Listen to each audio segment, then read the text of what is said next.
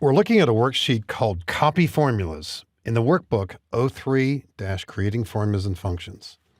A formula is written in cell B4. Remember, if the cell is selected, you can see the formula in the formula bar, or if you've zoomed in, as this particular worksheet has been, you can double-click here, perhaps see it a little bit better, and it is color-coded. Now, we need to do this for February, March, April, May, June. Possibly in a similar worksheet, we might have 12 months here. We don't want to be retyping this kind of a formula many, many more times. In Excel, it's not uncommon that after you've written a formula, you need to copy it either rightward into adjacent cells or downward. And it's a huge time saver to be able to do this. Now, the formula that we're seeing here, and I'll double click it again, is B2 minus B3.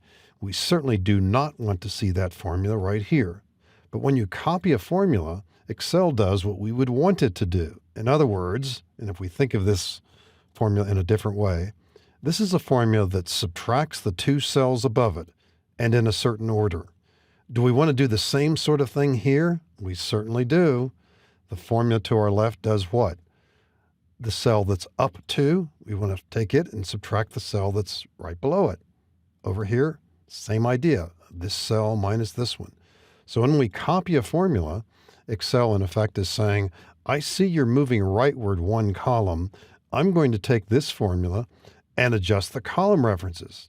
So if we move rightward one column from column B, we're going to see a formula over here that's going to be C2 minus C3. And that's what happens when you copy a formula.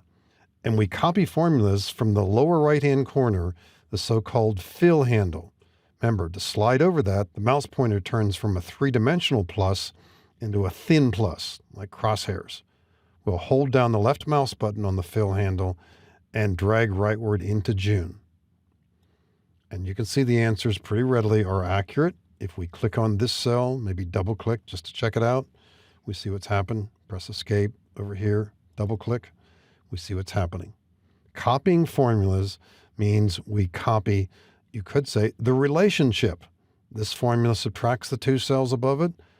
All the other places that we copied it to, what do the formulas do? They subtract the two cells above it in the same way. Now, similarly, in column H, in cell H2 right here, I'll double click, we've got a formula that adds up the 6 cells to its left. Do we want to do that below this in cell H3 and H4? Yes. We'll do the same kind of thing. From the lower right-hand corner, we'll drag downward and get answers there. What's the formula here? Double click, you can see it better than in the formula bar, although it's there too. We're adding up the 6 cells to the left. In cell I2, we've got a formula that takes the data in the cell to its left and divides by 6. Do we want to do the same thing just below it? Yes, we do. And below that, same idea. We'll drag this downward. For the moment, let's say we don't care about the decimals. Eventually, we would clean that up. But the main idea here is, in this worksheet, we started off with seeing only 3 formulas, one in B4, one in H2, one in I2.